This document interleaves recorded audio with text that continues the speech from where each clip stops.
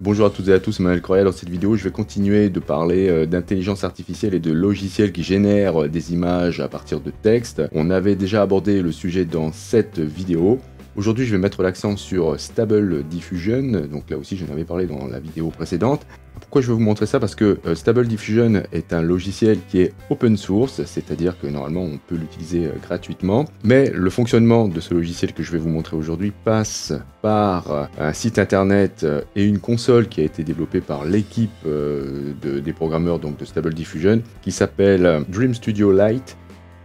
Et de passer par là, ça a l'avantage en fait d'utiliser la puissance de calcul de leur serveur, et du coup les calculs sont beaucoup plus rapides. Le revers de la médaille, c'est que au bout d'un moment ça devient payant. Vous pourrez réaliser environ une cinquantaine d'images gratuitement, mais là c'est pas tant de vous montrer voilà le fait que ce soit gratuit ou pas gratuit. Là ce que je veux vous montrer, c'est que avec ce logiciel, vous avez la possibilité maintenant d'utiliser une image que vous avez déjà réalisée ou non, voilà, pour diriger les résultats qui seront proposés par l'intelligence artificielle. Alors Stable Diffusion n'est pas le seul à proposer cela, évidemment, mais là voilà, c'est nouveau, ça vient d'arriver sur cette console et c'est plutôt simple à utiliser. Mais ce qui m'intéresse là, encore une fois, c'est pas tant le fait que ce soit dur à utiliser ou pas, peu importe. Ce qui m'intéresse, c'est de savoir qu'est-ce qu'on peut réellement faire avec cette IA et surtout en quoi ça peut intéresser les graphistes, les designers, etc.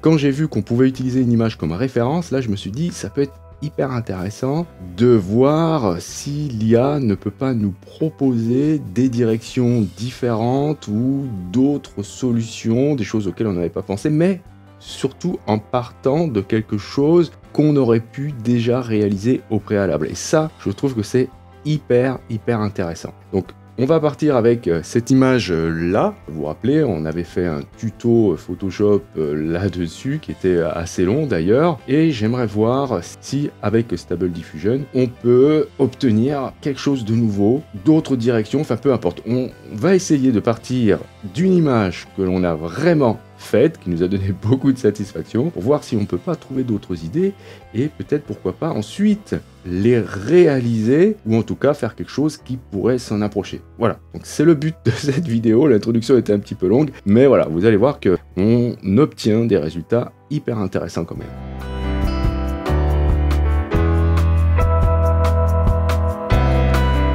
Nous voici sur la console Dream Studio Lite et l'adresse du site c'est beta.dreamstudio.ai. Je vous mettrai le lien dans la description si vous voulez. Et à partir de là, donc, vous avez une console qui est très simple à utiliser avec sur la partie droite la possibilité de gérer la taille de l'image, la largeur et la hauteur. Ensuite, ce qu'ils appellent le CFG Scale, c'est un paramètre qui vous permet de vous donner des résultats qui seront plus ou moins fidèles à le texte que vous allez saisir en bas. Ensuite, le nombre d'étapes qui va déterminer donc combien d'itérations en fait seront nécessaires pour générer la diffusion de votre image. Plus ce sera élevé et plus ça va vous coûter en crédit. Donc il faudra faire attention avec ça. Moi la plupart du temps je vais le laisser par défaut. Là c'est pareil, la taille, plus vous aurez une image grande et plus ça va vous coûter cher en crédit. Vous avez la possibilité dans le FAQ d'aller voir ici combien coûte la modification de ces paramètres. Donc je ne vais pas décrire tout ça là pour l'instant, c'est pas le but de la vidéo. Je voudrais juste vous montrer ce qui est intéressant, c'est surtout ce qu'il y a en bas, la possibilité maintenant, en tout cas avec Dream Studio Lite, d'importer une image. Donc il suffit de cliquer sur Show Editor et ensuite d'aller télécharger une image en cliquant ici sur Upload Image. Donc voici l'image que j'ai téléchargée.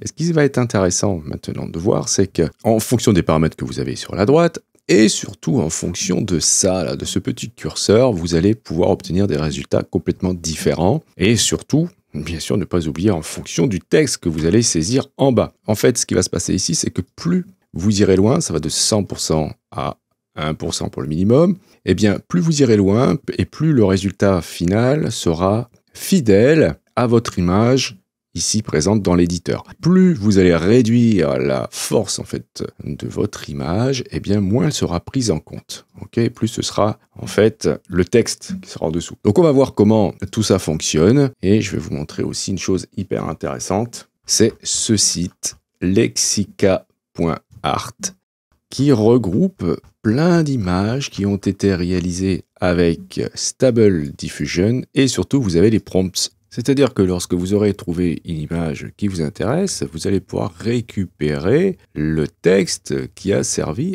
à la générer. Il suffira ensuite de le copier ici.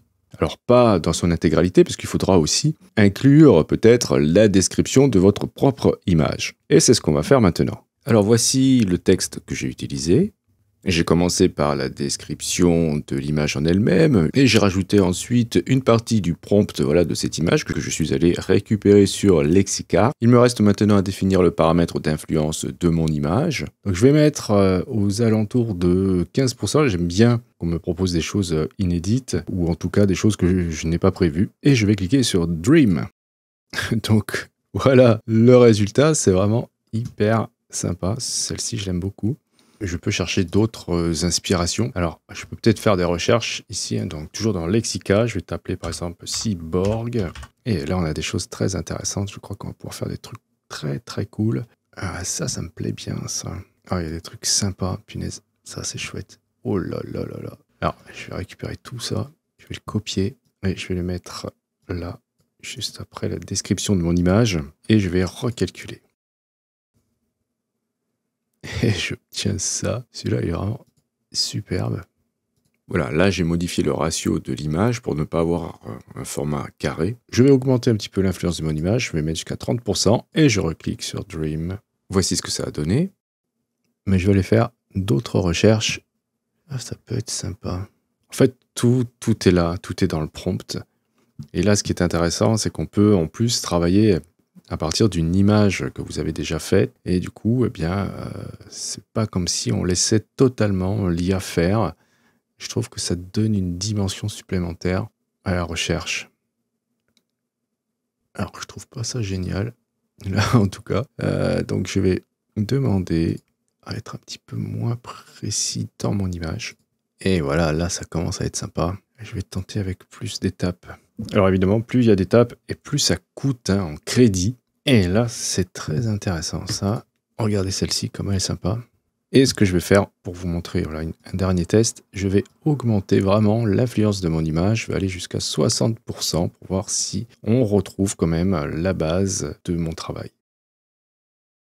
Alors voilà ce que ça donne. Je suis pas sûr que ce soit mieux. La main et tout, c'est vraiment n'importe quoi. Je vais demander à avoir plus d'images et je vais réduire à 50%.